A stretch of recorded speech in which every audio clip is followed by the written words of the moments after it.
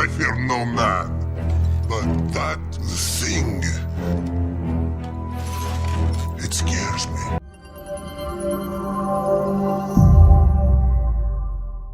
This game's so sick, bro. We're already able to play a superpowered 4 energy cost high HP dragon and smack the best deck with it. Yeah, sorry Dragon Knight, I'm not talking about you. I'm talking about the actual good dragon win condition, Gyarados. I don't care if he's not a dragon type, bro. He's clearly a dragon and he learns dragon type moves. The Gyarados deck in pocket is the epitome of an unmatched win condition. It may not have the biggest damage in the game, but there's nothing else that hits this hard that survives as much as the big boy Gary. 180 HP is so damn huge. The only thing that can guarantee a knockout on this bad boy is Charizard. And that's a fire type that we are strong against. Okay, yeah, there's coin flippers like Zapdos and Celebi, but we'll always one-shot those without question with a 140 damage attack. Anything that survives our hits, we can weaken them with Greninja and Druddigon. We cover all our bases in this deck. We overwhelm the opponent with just the best value Pokemon cards in this game, because that's really what this deck is, a pile of good value cards that are each individually good,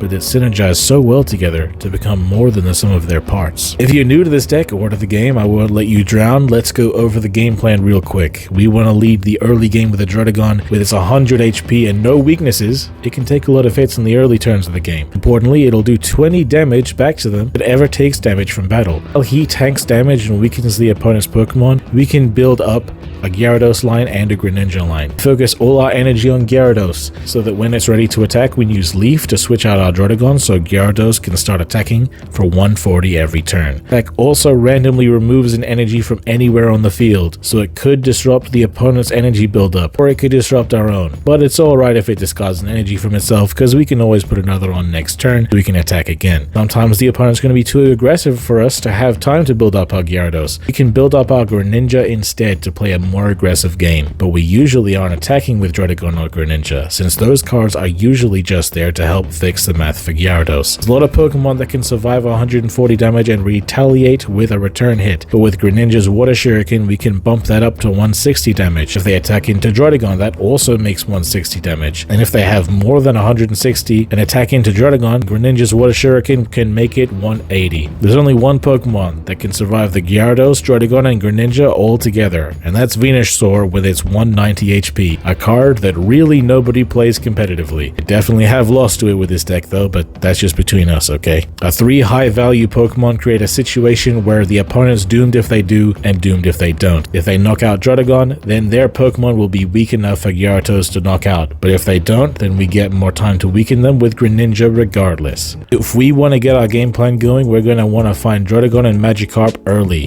Thankfully, before we start with is Magikarp, it has an attack that switches it with one of your benched Pokemon, so you can build up its energy and not have to worry about a retreat cost. So the only consistency pieces in this deck are the ones everyone gets, Pokeball and Research. Pokeball randomly adds a basic to your hand and Research draws 2 for you. If these are all you have, you use them as soon as you have them. But if you have them both, then you use them in a particular order depending on what you need. If you need a specific basic, Research first, then Pokeball. But if you need a specific card that isn't a basic, then you Ball first and then Research. If you want to see the reasoning for this, check out my Mewtwo video. I don't want to waste your time by explaining it all over again. Even though these are the only consistency cards, we can technically say that Druddigon can act as a bit of consistency too. It doesn't actively give us anything, but the fact that it's going to take a while for the opponent to deal with it means that we are going to be given more time to draw more cards to help us find what we need. Thankfully, the Gyarados line is a stage 1 line. It's much easier to find 2 specific cards than it is to find 3 specific cards in the case of stage 2 lines. You get your Magikarp, then all you need to do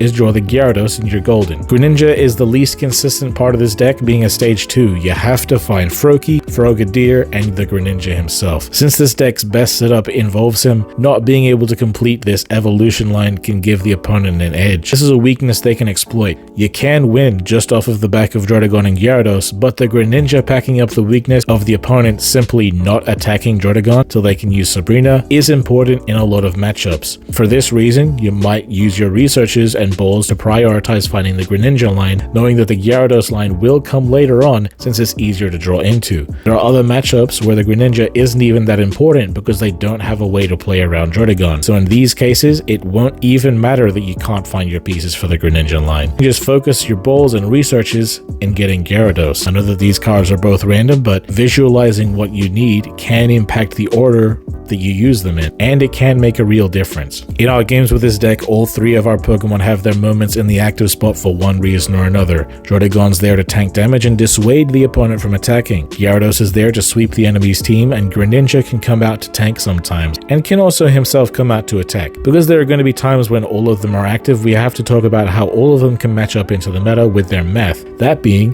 how much damage they can take and how much damage they can deal and how relevant that is. Starting with Gyarados, because this guy's the star and he's the easiest to talk about. The fact that he needs 4 energy to attack means that he's taking at least 4 turns before you can put him in the active spot safely. If he's not ready to attack, then a lot of the math isn't gonna matter so much, because if he's in the active spot, then they can attack him and lower his HP enough that even if you put him back into the bench, a lot more things are gonna be able to take him out than just a Celebi, Zapdos, or Charizard. If his HP remains untouched, then every other card in the game, at the very least, has to 2-shot him. I don't even need to go over all the Pokemon that need to 2-shot him, because like I said, it's every single one except 3 I mentioned, Celebi, Zapdos, and Charizard. Charizard doing 200, obviously that's going to get the job done. Celebi would need 4 heads to knock him out in one go, so watch out for when they have at least 4 effective energy, because that possibility will be there. But really start worrying when they get to 8 effective energy, because then they'll hit an average of 4 heads, meaning they're going to knock you out most of the time. Zapdos would need 4 heads to knock out Gyarados. However, if they use Giovanni, then they can do it in 3 heads. Charizard hits for a flat 200, so as long as he can attack, he can take Gyarados out. If the opponent's setting any of these threats up, then you'll want to bait them into bringing them forward.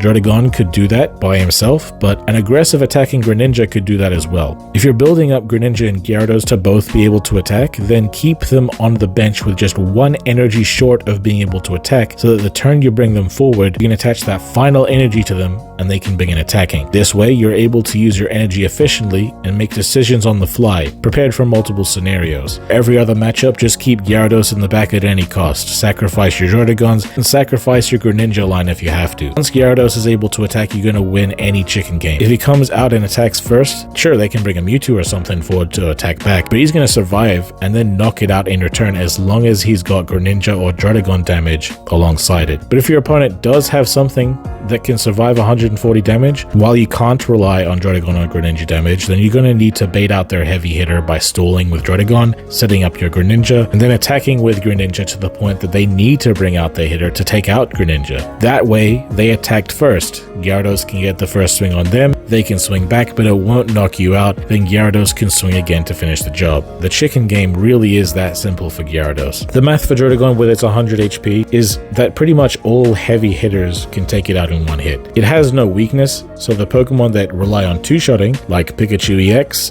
Aerodactyl EX, and Greninja, aren't going to be able to get a special benefit against him. 100 HP with no weakness is so good because it means the efficient early attackers will never be able to run this guy down before you have time to set something up on the bench. Sure, the heavy hitters can take him down. Those are things they also have to spend time building on their bench. Those matchups is usually a race to who can set up their win condition first. They want to be able to force out your Gyarados before it's set up so that they can weaken it before finishing it off. Because if you can get your Gyarados set up, you can spend the rest of your time building up Greninja to get aggressive on them and put them in a corner. Unfortunately though, there are a few things that can make Druddigon look a bit silly. First of all, Celebi with 2 energy can do 100 damage by flipping 2 hands. I know they only have a 25% chance of pulling this off, but it's something that's happened to me so many times that I feel I need to bring it up. It's possible, and if it happens, you're pretty much cooked. They get the chance to weaken your Gyarados before it can attack, and the tempo swing they get from it is huge. The thing that can make Druddigon look silly is Meltan. Yeah, dude, the little metal guy that everyone doubts. He laughs in the face of Druddigon. Put 1 energy on him, and he gets a second on the same turn by attacking. Put an energy on something on the bench, and he attacks to put a 3rd energy on himself. And finally, you put a 4th energy on him, evolve him into Melmetal, and you're attacking for 120. With a tanky boy, it got set up faster than your Gyarados could set up. All while, they began setting up their bench in that time already. They take out your Druddigon before you're ready with Gyarados. If you send something else forward, then they can get 2 points off of you so easily. All they need is a Sabrina to finish the job. If you are ready though, then even with Druddigon damage, They can survive your Gyarados hit by using blue alongside their own ability that negates 20 damage from attacks. And then if you do take him out, you only get 1 prize point. That's too much value they got from using your own Druddigon against you. If they send up Melmetal, it's time to lead with the Greninja line instead to start doing damage to it so that at least they might send it back to the bench, and at most you can knock it out before it becomes a problem. If you do want to learn more about the Melmetal deck, check out my friend Tilly's video on it if you haven't already. I'll link it in the description. Last part of the math we got to talk about is the Greninja line. Greninja attacks for 60 damage for 2 energy, but when you combine that with its Water Shuriken ability, it can do a combined total of 80 damage per turn. When it comes to attacking with this guy, you can think of him as someone that can 2-shot Pokemon with 160 HP, since he will be able to do that much damage over the course of 2 turns. Him having 120 HP, he's not the most tanky thing ever, but he is fairly tanky for a single prize Pokemon. He can survive a Pikachu EX hit, which will do 110 damage when accounting for weakness, survive 2 hits from a Celebi. The important thing to keep in mind with Greninja is the way you use his Water Shuriken. I'm gonna have a whole last section of the video just talking about Water Shuriken. Water Shuriken is such a powerful ability because it allows you to get passive damage every turn from anywhere on your field to anywhere on the opponent's field. But there are wrong ways to use this damage, and it all comes down to whether something would be redundant. Let's say your opponent's Pokemon has 120 HP. Your Greninja can attack it for 60 damage, and if you like, you could make that 80 with a Water Shuriken.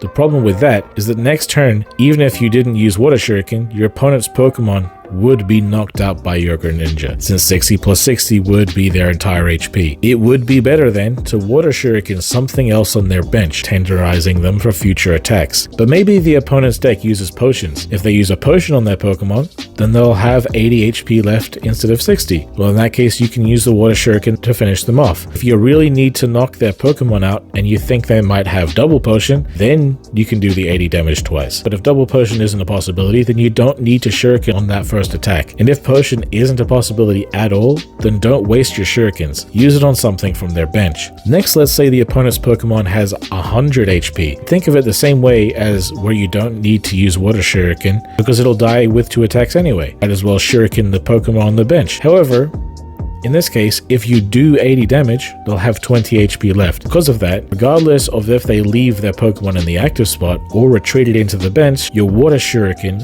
will knock it out the next turn without even needing to attack. That can be really relevant, forcing them to send something on their bench forward. Even more diabolical if they have 2 Pokemon on their bench and they have to make a decision, only for you to use Sabrina anyway to invalidate their decision and retreat into Gyarados for a knockout. Of course, not all Pokemon have 100 or 120 HP, but you gotta keep the math in mind when attacking with Greninja, whether or not your Water Shuriken will be redundant or beneficial before using it on their active Pokemon. It's going to vary from situation to situation, and that's what makes this card so skillful. You need to think about the application of the Shuriken at all times. When Greninja's shooting the bench, it's a whole other world of thinking. You could use it gradually to weaken a small Pokemon to knock it out. You could finish off a weak Pokemon that was retreated to save points. You could tenderize a Pokemon to be more in danger when sent out to the active spot. For all of these things, you also need to consider whether shooting a Pokemon would be redundant or beneficial, but you also have to think long term. Maybe the opponent's Pokemon on their bench is just out of range of an attack from Greninja or Gyarados. You can ping it for 20 so that the Greninja or Gyarados can finish it off when it does eventually come out. Maybe the opponent's Pokemon is a bit too high above range where Greninja won't fix the math, but maybe you can use Greninja on it across 2 turns so that it will be, like bringing an opponent's Gyarados from 180 to 160 on 1 turn, then when it comes out, you can combo Gyarados and Greninja together to get the remaining 160. If the opponent's Pokemon is in range of your attack, like if Mewtwo has 130 HP from Druddigon or from a Water Shuriken from earlier, then there's really no point in using Shuriken on it again. It's already within range. It would be better to start weakening something else. If an opponent's Pokemon isn't in range of Gyarados, but would be in range of Gyarados and Greninja together, and you know you'll be able to do both together, then you can also avoid hitting them since you'll be able to hit them later. Hit something else. But if your opponent has more than one threat,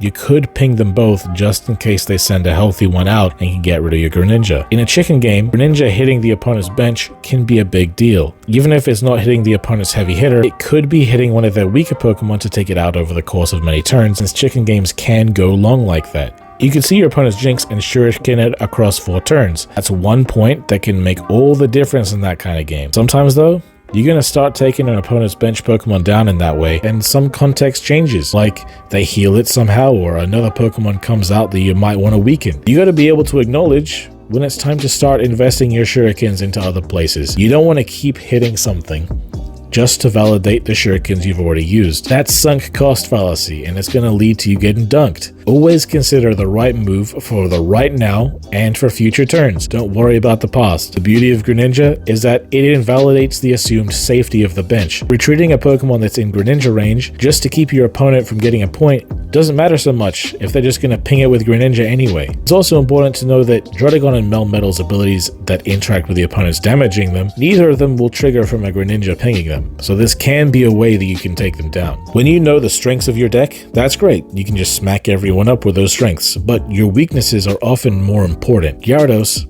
has such an overpowered game plan. If you set it up that it's going to be hard for people to beat you at all when you play well. That's why everyone's strategy against this deck is to stop it before it sets up. And the best cards to stop this deck before it sets up are Hitmonlee and Zebstrika. Hitmonlee attacks for just 1 energy and does 30 damage to a bench Pokemon. Unfortunately for us, Magikarp has 30 HP. That means 1 turn before you're able to evolve, Hitmonlee can just totally invalidate your Gyarados line so that they only have to deal with Druddigon and Greninja. If they have a Hitmonlee on the bench and you get your Magikarp late too, then you have to keep it in hand. Otherwise, they'll just switch into Hitmonlee and take it out before you get a chance to evolve. Zebstrika is a stage 1, so it can't come out until the opponent's second turn. But if they have the advantage of going first and being able to evolve first, the Zebstrika will attack for 1 energy and do 30 damage to any of your Pokemon, so your Magikarp is still going down. If you want to put your Magikarp in the active spot to avoid Hitmonlee, they can attack with Farfetch'd anyway to take it out. If you want to do that against Zebstrika, that's not a great plan because Zebstrika can still attack the active spot and will do it for super effective damage. Against Hitmonlee, you're going to try to take it out with your Greninja line because at any moment they could switch in and attach an energy to it to take out your Magikarp. Against Zebstrika, you're going to have the same plan, except if you have the evolution advantage, you can at least go into Gyarados before they go into Zebstrika.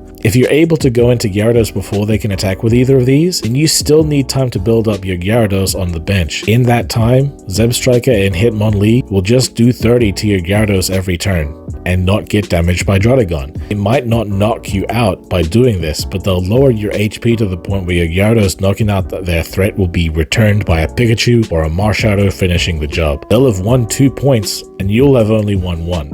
It's alright if you can prioritize your Greninjas in the fighting matchup because Greninja and Druddigon can legitimately hold the fort against them. Having 80 HP means that Greninjas can always take them out, even better if they attack into Druddigons. But against Lightning, Greninja's weakening to Lightning too, so there's really nothing you can do about that matchup. That's not exactly true. You can do something, but it's very much luck based.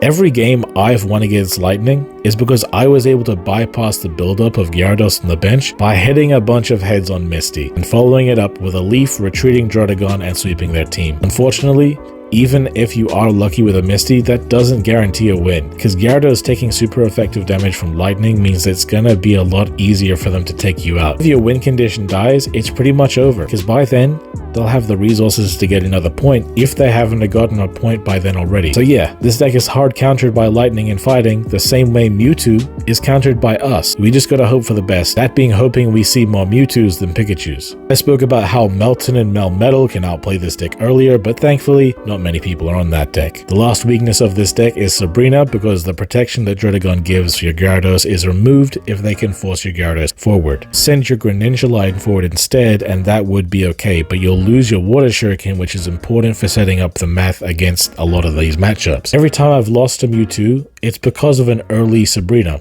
and every time I beat Gyarados while playing Mewtwo, it's because of an early Sabrina. That's why I'm playing 2 of it in my Mewtwo deck. Luckily though, this deck has its own way of making Sabrina completely useless.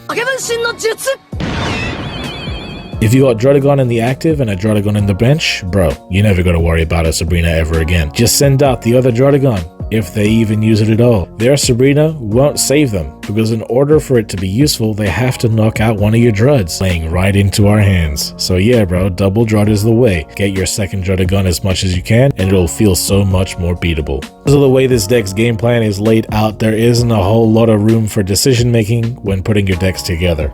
You gotta play 2 of the Gyarados lines, you gotta play 2 of the Greninja lines, and you gotta play the 2 Druddigons. Every deck has to play 2 Ball and 2 Search, and that leaves us with just 4 slots left over. You need to have Leaf to be able to retreat Druddigon, and sometimes to retreat Gyarados with his 3 retreat cost. We also need to have Misty, because even if this deck works fine without Misty, we really need to have Misty to even have a shot at beating Lightning or Fighting. So the vast majority of Gyarados players play 2 Leaf and 2 Misty, because they want to draw into them as much as possible. Some people feel that they'll only need 1 copy of Leaf though, so they just play 1 Leaf and include a Giovanni so Gyarados can take out Mewtwo if Mewtwo was able to avoid getting hit by Druddigon and Greninja. Or they play 1 Leaf and play a Sabrina to avoid the opponent's heavy hitter running away from you. This isn't as common, but you could choose to keep the 2 Leaf and run just 1 Misty if you wanted the benefits of these. But really, the Greninja and Druddigon put such a powerful context onto the game state that you will be able to win without Giovanni or Sabrina. You'll often feel that they're doing nothing in your hand, so most people just run the simple 2 Leaf, 2 Misty, and it works just fine. But just because most people do something doesn't mean it's right, and just because I think it's right doesn't mean it's right either. You can make the decision for yourself if 1 copy of Giovanni or Sabrina is worth it. A lot of you might feel like Gyarados has an easy enough deck that it doesn't really need an advanced guide like this. I personally feel that there are very few decks in Pokemon Pocket that require a bunch of learning to be able to pick them up and win with them. But at the same time, there are even fewer decks where there aren't things you can do to learn